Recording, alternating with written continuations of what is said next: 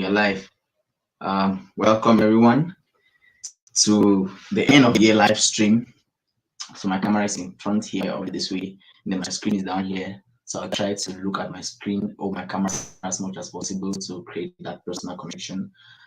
So this is the end of year live stream, like I mentioned earlier on my social media platforms. And the purpose of this live stream is really to go around issues and answer questions related to career, related to relationships, and any other thing that is necessary or any other thing that you want to know about. So I have received quite a couple of questions from different social media platforms from different individuals, and I've condensed them into just a few questions. I don't want the live stream to be too long, because if it's too long, at some point it becomes almost, there's a lot of information and it's somehow a bit difficult to digest all of that. So great, amazing. Glad to have you. Glad to have you on the live stream right now. This is how the live stream is basically going to go. It's going to be structured in a very simple manner. The first thing that I'm going to do is I'm going to give some advice and some counsel from my experience, which is quite limited as at this point. From my experience, for individuals who are willing to go into the space of tech, maybe as entrepreneurs or as developers and stuff like that. I've been in both areas, and yeah, for now I'm more in the business entrepreneurial aspect of it. And yeah, I'll give my own take as concerns individuals who want to go into that area, maybe professionally or like as developers. Professionally, of course, as developers, or more of the business aspect of it. And again, before I delve really deep into it, my knowledge on this is not, I'm not an expert, I would say. I am learning and growing every single day. I think all of us are in some way. And so, quick disclaimer, do not take my word as professional advice or professional, should I say professional, top of the level, top professional advice. I think it's still good to seek advice from other people. So don't take my word as the exact thing that you should do. You should definitely try it out and see how it works for you. All right. So the first thing, like I earlier mentioned, I'm going to give some tips on individuals willing to go into tech professionally, or professionally, of course, as developers, and more the business aspect. Then I'm equally now going to move ahead to answer the questions that have been sent in, and the questions I'm equally going to answer the questions that will be sent in after I answer the questions that have already been sent in. So if there are any questions that are coming in as the stream is going, I'm going to definitely answer those after I've answered the ones that are already sent in. So the questions that we sent in are divided into two main areas. Three actually. The first is career. So questions related to career, I've grouped them under one section so that as I answer the questions, they are relevant and there's a flow to it. The second segment is that on relationships, people asking questions about relationship related issues. That was quite interesting. And yeah, we're going into that. And then the last one, we're going to look at some comments from some persons who sent in comments. So as this live video goes on, if you think it's awesome, you should definitely take out like a piece of paper and a pen and jot down some of the ideas that you do get in the process of this. One thing that I learned from this book, Still Like an Artist by Austin Kleon, quite a nice book, short read, you should definitely check it out, is that you should always be able, or always be prepared to document stuff. Like, always be prepared. You can document stuff on your phone, you can document stuff anywhere. So just be prepared. Like at any point, if it just pop into your head, you can just open your phone and document. You can just write in a piece of paper. And he gives examples of individuals who have been doing this particular documenting and how it has affected their careers. So yeah, I think you should definitely take this as a unique learning opportunity and get as much as you can from this live stream. Okay, first let's go into tips for those, or counsel for those going into the tech field. The first is identify exactly what it is that you want to do. The exact domain that you want to engage in with you. Now, tech is a very vast and it's constantly changing, constantly evolving industry, and because of its very, should I say, what is the word I'm looking for? I've not found the word, but I'll come back to it. Because of its fast changing nature, or volatile nature is the word I'm also looking for. Things change all the time, and so you want to identify what industry you intend to go into. But understand that once you identify a specific industry, other industries are going to kind of serve like tenants, right? So there are going to be tenants from different industries that are going to attach to the industry. No specific domain in the tech industry is an island, so everything kind of connects in one way or other. So if you're going to XR, somehow at some point XR is going to have a connection with AI, or with C# or with other traditional programming languages. So identify an industry which is very relevant, streamline yourself within that industry, but also do not completely block yourself out from other industries, because tech is very interdisciplinary, so things always change, information always has to move from one section to the other. And that is important. The second thing, which is really good counsel, is join a community of tech persons. Now, that doesn't have to be only a community where everybody's doing tech or the same thing they're doing, but a community where there's a common, should I say, everybody has a common goal, right? To accelerate within the industry or within the domain of tech. So find a community, identify that. It could be an online community, it could be an offline community in person. But for me, I would prefer an online community because you can easily jump in and out of it anytime and get the information that you need or whatever resources that you want. So definitely identifying an online tech community is a very good one right after I identify the industry. Now, the reasons for identifying a community is so that you can share the progress of your work with others who have maybe gone ahead of you. You can ask questions and get relevant and niche specific advice. That one is very important. Niche specific advice is good because generic advice is okay, but when you get advice from those who are, within your niche and the advice is very streamlined, usually it's more efficient and more effective. So those two pieces of counsel are very instrumental for those who intend to go into tech. And I understand that tech is not necessarily like very difficult, but it's not also very easy. Like I earlier said, it's very volatile, and that means things change all the time. So one thing you have to prepare to learn. So if you want to go into the tech industry or the tech field, always be prepared to learn, because you're going to have to do that a lot. If you want to go into industry that is a bit more static and um not very dynamic, not doesn't change a lot, then I wouldn't recommend that you come into tech, right? So if you're going to tech, prepare to learn, because it is a very volatile industry. So I hope that helps. That's just a little bit of what I prepared for those who have prospects of going into tech. I do equally hope that my audio is. I do hope that my audio is. Check it out. Do I have audio? Is this good? Okay. Amazing. Okay, so my audio is going through just fine. Okay, so after giving those tips for those who wants to go into the tech field, which I'll do a brief recap of. The first one is identify the specific industry within the tech domain, and then the second one is join a community. That's important. And then if I want to add one more, it would be get mentors. So mentors are very important in the sense that mentors prevent you from making mistakes that you otherwise would have, apart from the fact that they have like a lot of knowledge and a lot of insights that they can share with you. They will prevent you from making mistakes that you otherwise would have. And if you make mistakes are expensive, right? Sometimes mistakes can be expensive. So you want to make mistakes that are not very expensive, or you want to try not to make them at all. Sometimes they say experience is the best teacher, but that's not always true. Other people's experience could be your best teacher. So yeah, your mentors have already made those mistakes, and you can just learn from them and not have to make them yourself. Okay, so let's delve into the questions that were set. Is the most important part. Guys had some curiosity that they wanted them to be addressed, and so it is important for us to definitely the first.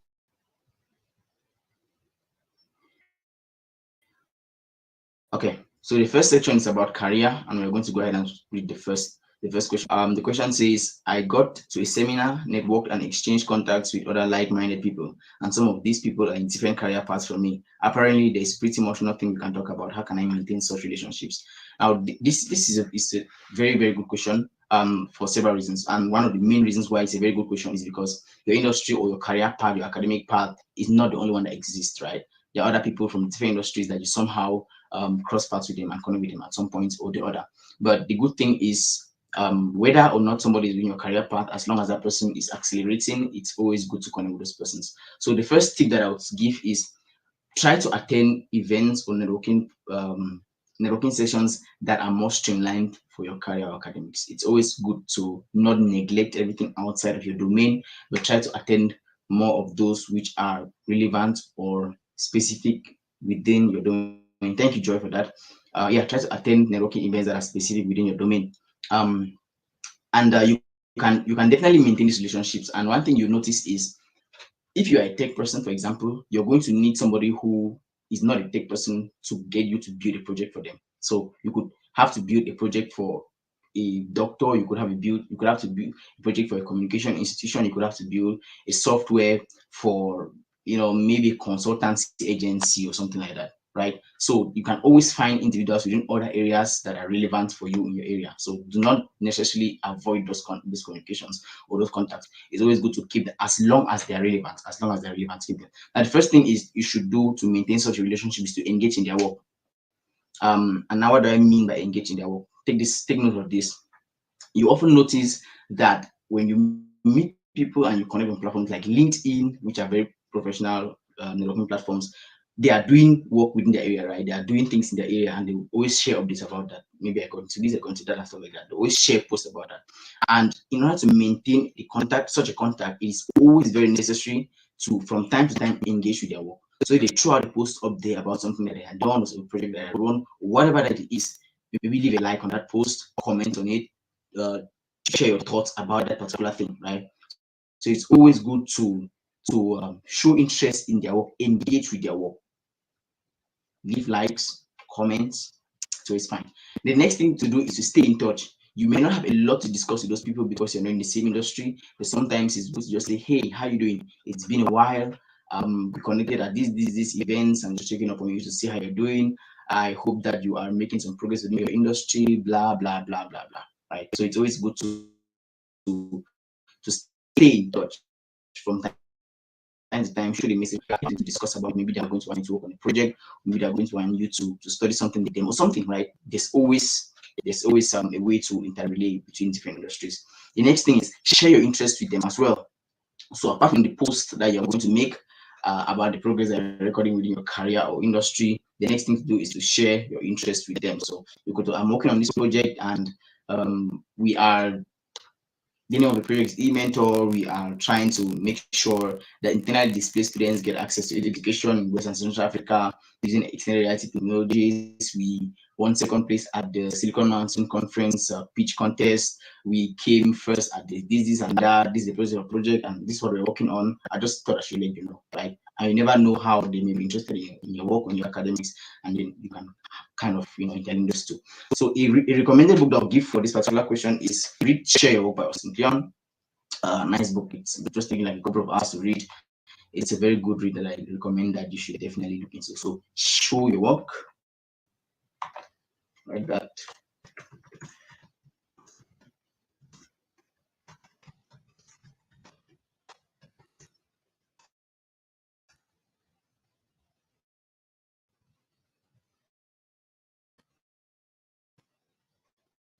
The second question reads,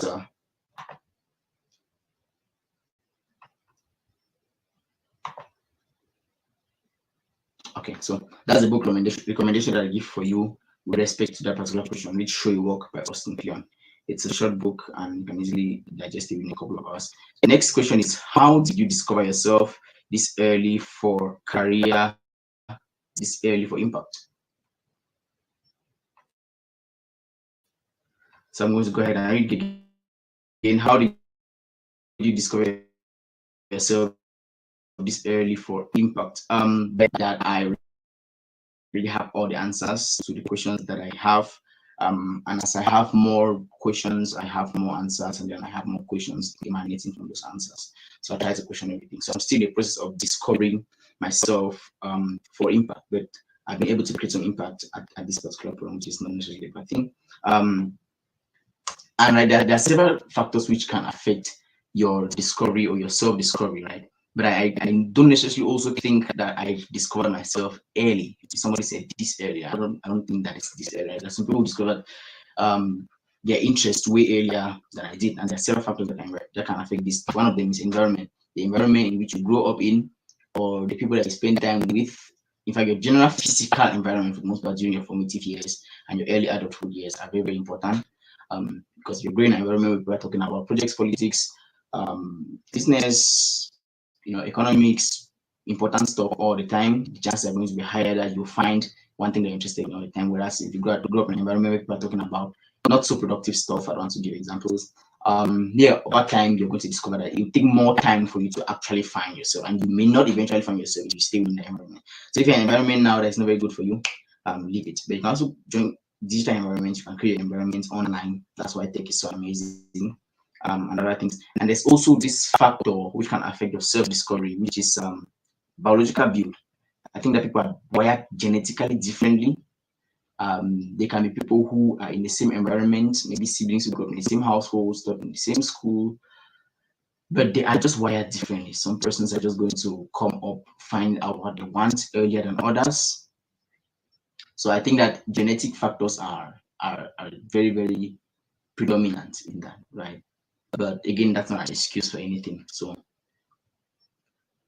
there's some tips equally that you can take to discover yourself or to discover what you want. And the first thing is try to do the things that catch your attention. Jordan Peterson talks about this a lot in his book 12 Rules for Life, and his interviews as well on social media. You can watch his interviews on YouTube. He has a YouTube channel, Jordan Peterson. I think it's Jordan B. Peterson on YouTube. He talks about this a lot, and he says that when something catches your attention, when it makes your pupil enlarge or something like that, when it makes your eyes shine bright, then pay attention to it. If people are doing things and something just catches your attention out of the blue, pay attention to it. Take it seriously. Do not sweep it under the rug. And full of distractions. So you can be on your phone for 4 hours just scrolling through videos on TikTok. If you see other things that are interesting to you, but you just think there's another video, the dopamine rush that you're going to potentially experience when you go to the next video. It's like you're looking for something, like what exactly are you looking for? But yeah, we live in a culture that is predominantly immersed in a lot of distraction, and so finding what you want these days may be a bit difficult.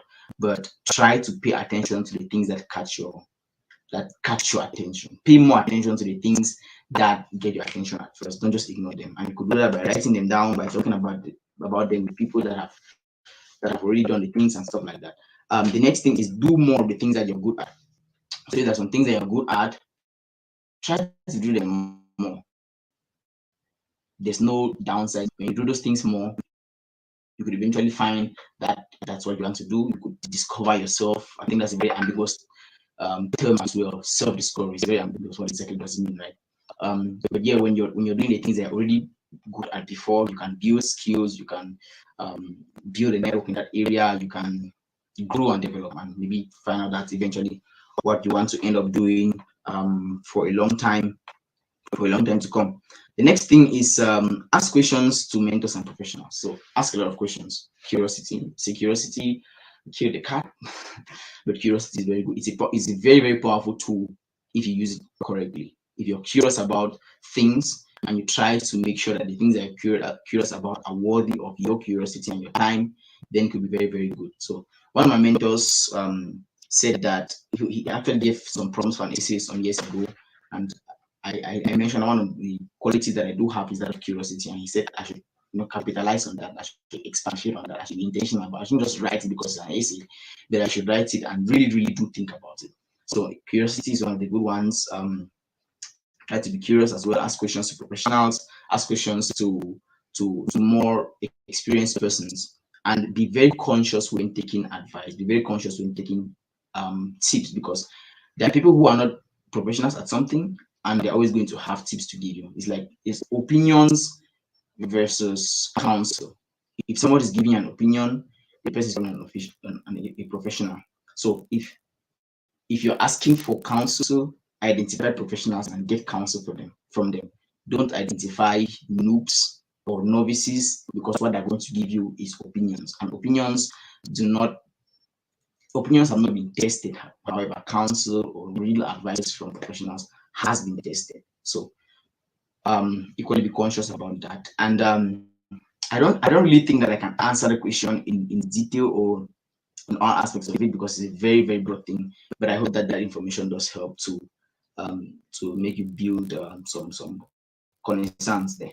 And the next one is also, like I mentioned, join a community of people that are doing things that are interesting to you, people are doing things that you find amazing. Like there's amongst all of us, or each and every one of us, certainly has a group of persons who we look up to, who are doing things that we find interesting. If not a group, maybe just one person.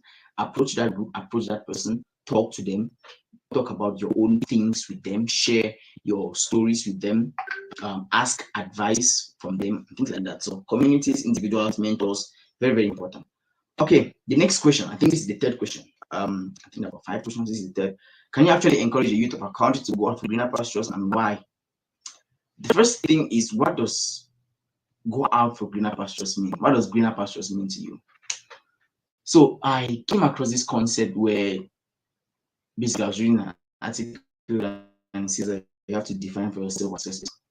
And sometimes what other people's definition of success is, it may not be what we want your definition of success to be. So you have to find for yourself, what does success mean? I think if you read the book The Millionaire Fastlane by MJ DeMarco, he says that because of people's differing opinions or ideas about success, he outlines his own, and he says that health is the most important one. Definitely, if you're not healthy, you can't do anything. That's an area of success. So if you're unhealthy, there's nothing you can do. So you've already failed, really. And then secondly is family, family and relationships. That's very, very important. And then thirdly, he talks about career or work or something like that. So you have to identify for yourself what success actually is. What are the things, the components that constitute success for you as a person, right? Identify that for your own self. That is very, very important. If you are going with what the general definition of success is, or what the general definition of green pastures is, then I don't know where exactly it is going to land you. But yeah, identify for yourself, outline what it is, what it means to you, what the success means to you, and stuff like that. So sometimes the things that people are going to praise you for as success are not the things that you genuinely consider as success, but because people are praising you, you just think it's success. Does that make sense? Think about it. The things that people praise you for may not be the things that you actually want to be your definition of success. So maybe you do something cool, and other people think that it's cool, but you really don't think it's cool. I think it's something that I experienced personally. I just think that most of the really amazing things that I do, and people say, "Wow, this is great, this is wonderful." I just really don't see anything in it. It's like, yeah, what does this mean? It's really nothing. So yeah, for me, I don't want to go very in depth, like talking about my own self, because I don't want to be very narcissistic here. I've had comments of that before. But yeah, it's good to define for yourself or identify for yourself what success means, and then try to curate your experiences to align with that definition. And it's very, very tempting to want to align with community or society's definition of what success is. It's like if you don't fit into those boxes that have already been set, you are a failure, right? And the pressure is hard to conform. But yeah, identify for yourself and work with that. I would definitely say that I cannot give a definitive answer to this question. I cannot give a specific answer to this question. But I'm going to try to give some markers. So the first thing is, if the green pastures are in the area of education, if it's for schooling and all of that, I would say, yeah, go for it. Definitely go for it. If you are going out of the country, out of the continent to study in a better university, in a better school, better institution, go for it. Education is the most powerful weapon that can be used to change the world, like Nelson Mandela says, right? Education changes a lot. So if you're going out for school, for education purposes, I would say yes, definitely go out. Whether it is out of the country, out of the continent, fine. However, for work, if it is for work, I wouldn't say anything about that, but I'll say that value is what is compensated. You're only compensated when you can create value.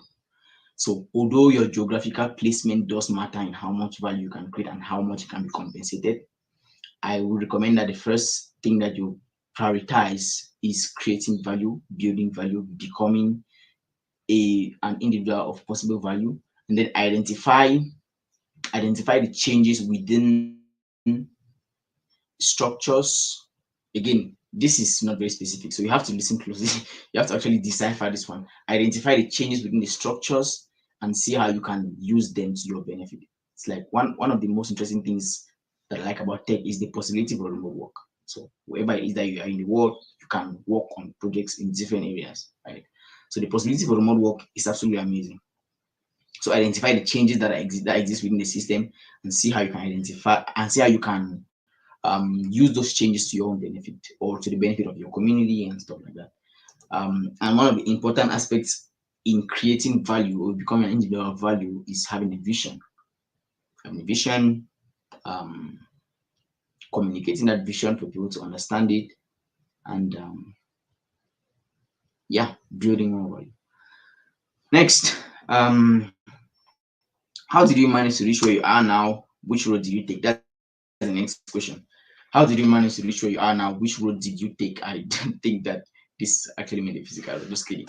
But where I am now, I think there's this concept, the curse of the master, where somebody who has done something or somebody who is something doesn't think that it's a big deal because they already are or have done that thing. It's like if you're looking at a mountain and the mountain is very high and you want to get to the top of the mountain, you see that it's difficult. And as you're climbing, you feel that it's difficult. But once you're at the top, it is really hard to be able to really communicate the exact experience of climbing the mountain because you are already at the top. It's like it's also almost difficult.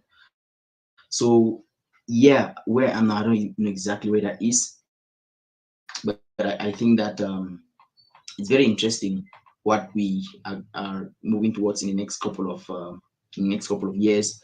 But I would say that this question kind of coincides a little bit with the first, right? Network, and I think the second as well. The second most important, yes. Continuously discover yourself, continuously connect with people that catch your attention, people that do things that you find interesting, continuously ask questions, continuously be humble. Humility is a very important trait. Arrogance is counterproductive to growth and to development. I mean, confidence again is not arrogance. So arrogance is very counterproductive to development. Um, so if I were to answer that question, I'll just basically give sound bites like that, right? Those sound bites still work. So on the second question, how do you discover yourself this early for impact? The answers for that question are equally relevant with the answers to this question. Okay. Next segment is about relationships. This one sounds a bit funny. The first question is it advisable to confess your feelings, struggle for someone who you have a good working and professional relationship with? This is a toughie. I think it depends. It depends on what you value more. What do you value more in that particular scenario? Your if you value your work more than whatever it is that you think is going on in other parts of your body, then definitely you should not do that because it always corrupts, or at least from the experiences that I've from other people's experiences that I've noticed. Bill Gates talks about this in one of his books. I don't know which book. Not Bill Gates. Donald Trump, yes, he talks about this in one of his books. About his ex-wife and him bringing work into the relationship and kind of mixing work and relationship and stuff like that. So that one is a toughie. But the chances of both of those things succeeding is very, very slim. Succeeding in the same environment between those two persons is very slim. Somebody said bringing a relationship into work is like bringing physics into food. Like you want to eat the food, but why you bring physics into it? Physics is for the toilet and food is for you to consume, right? Or for the kitchen. So I wouldn't recommend that you should do that. That's my recommendation. Again, you can do whatever you think that is more possible or more advisable.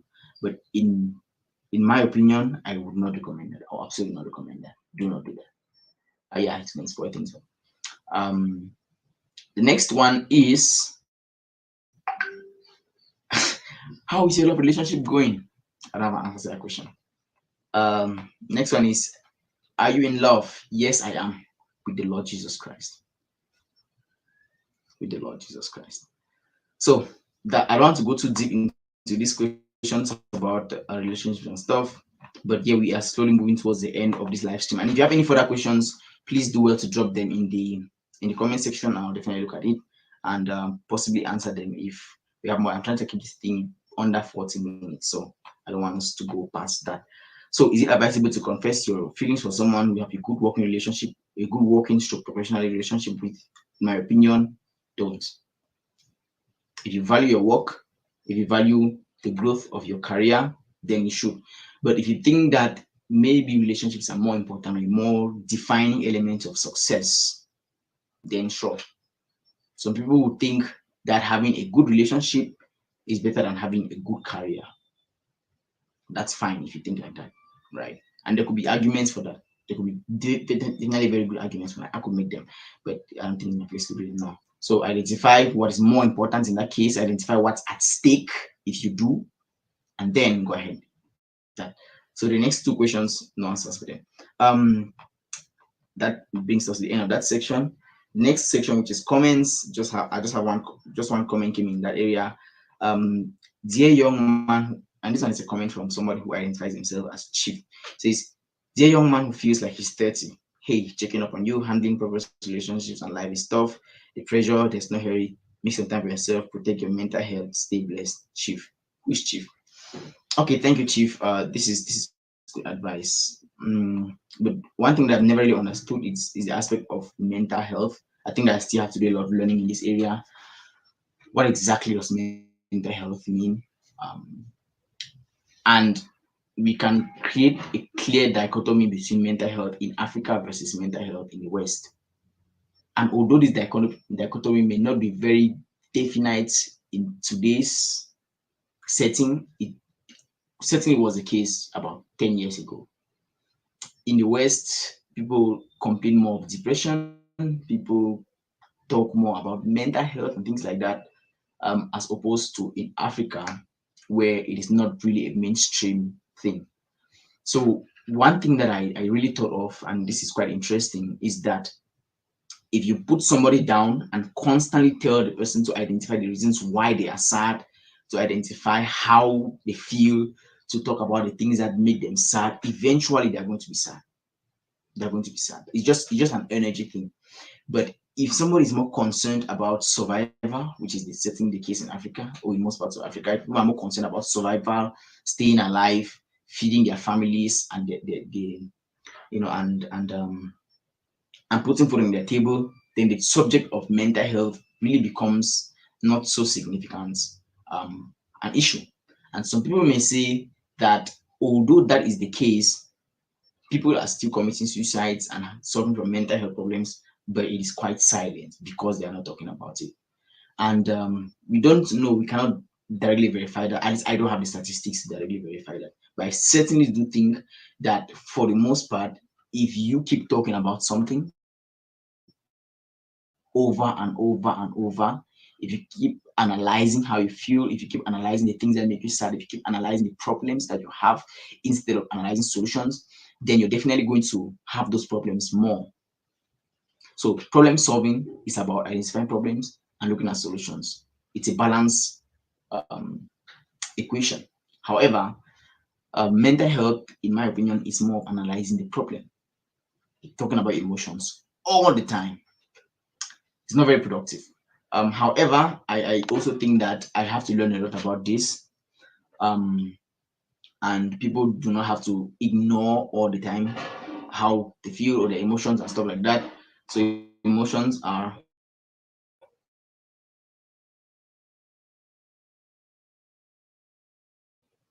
so yeah, mental health is something that should some attention should be paid definitely to the subject of mental health. Although I still have to learn so much about that, but so far I don't think that.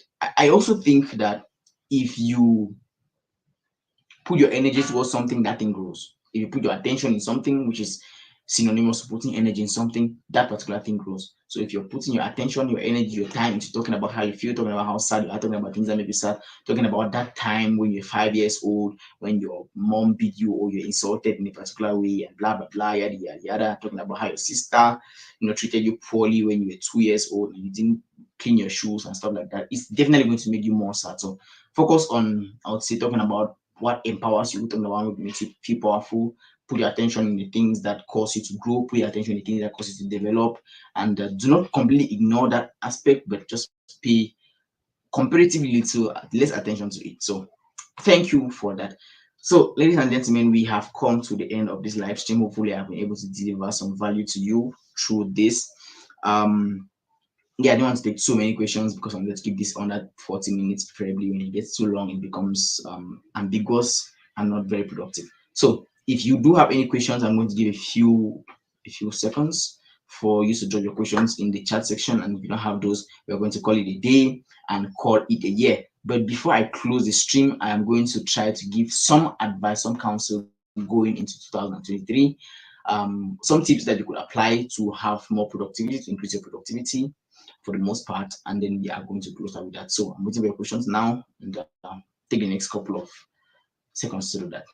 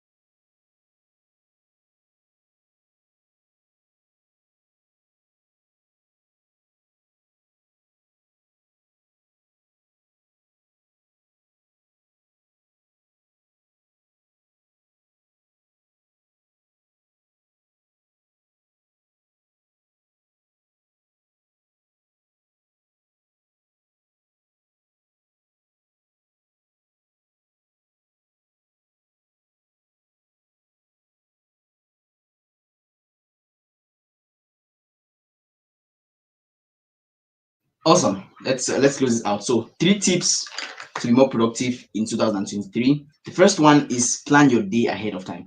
Plan your day ahead of time. That's very, very important. When you plan your day before the day itself, you just wake up and you just execute. So there's this concept that I watched from a YouTube video, one of my favorite YouTubers, Captain Sinbad, and he says that when you do proper planning, you have to shut your mind out and then get to the execution phase. So most people do a lot of planning, and then when you get to the execution phase, they are still planning. So if you have 3 main tasks to do, which I recommend that that should be the maximum that I have for a day, 3 productive tasks. You plan them before the day, and then we wake up to that day. You just open the task, you see what you have to do, and then you get to doing it instead of thinking about what the tasks are, how you should do them, and blah blah blah. Just focus on doing them. You get into the robot mode, as people say. That's very, very important for productivity. If you're constantly planning or continuously planning, or if you spend a lot of time planning all the time planning, you're not going to get anything done. So action has to be taken. Get into what they call the robot mode and just focus on doing things instead of thinking about things too much. Thinking about things too much may be a hindrance to you getting things done. So plan, execute. Robot mode, very important. The second tip getting to have more productivity is get more sleep. So research has actually proven that people are more productive, or people get deeper levels of work done when they are more rested. So there's this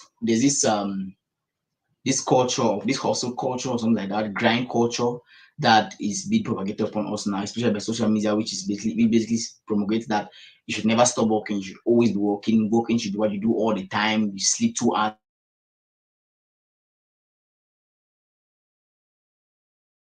a night, 1 hour, don't sleep at all. You may eventually experience a burnout. Some people don't believe in the idea of burnout. Personally, I don't sometimes. But yes, you should get some rest. When you get some rest, you're more productive. You're able to get into deeper levels of concentration instead of your attention fleeting very intermittently between different things. You're able to get a deeper level of concentration and focus on something. So getting rest is very important. And then the last tip is eliminating distractions. Eliminating distractions is good. I'm going to always go back to this social media and our current technology world. When you walk on the street, you see people actually using their phones while walking. You get into a taxi, everybody's on their phones. Public transport, everybody is on their phones. You are in an event or a seminar, everybody's on their phones, and the distractions are everywhere. They are being pushed upon us in real time by those who are profiting from them. And so it is important, or it is good to cut out the distractions. So what are your main distractions? Is it maybe your phone? Keep it outside for some time. um, some days I am a victim to this. I check my email around 80 times a day, like several times every hour, several times every 30 minutes, which is not very, it's not very productive, right? So eliminate your own distractions, and focus on trying to get things done. So exactly 40 minutes, and bring to the, well, we have come to the end of this end of year live stream. I just thought I should hop on this and talk about some things that are cool, and some things that and some counsel that I could dish out. I hope that this helped and you found this useful in one way or the other. Glad to have had you here. I'll give a quick shout out to Kinley Brandy who commented. Quick shout out to Mambo Joy. Joy, if you're still here, hi. Hi India. I hope you're doing good. And of course, Levi, who was equally participating in the live stream. And yeah, I hope that that did help. Have a nice day.